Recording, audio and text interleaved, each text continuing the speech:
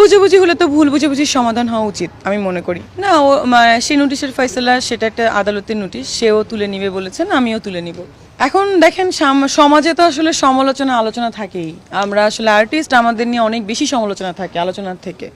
So আলোচনা যেখানে থাকবে সমালোচনা সেখানে থাকবেই।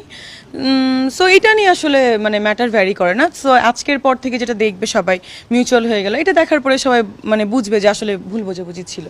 এটাতে আমার মনে হয় যে মানহানি হয়েছে কি হয় নাই এটা না, আসলে আমরা তো বিনোদন কর্মী যেটাকে বলে। সো এটাও মনে করেন আপনারা ভেবে নেন it's a charm, it's a বিনোদন, দ্যাটস দ্য থিং।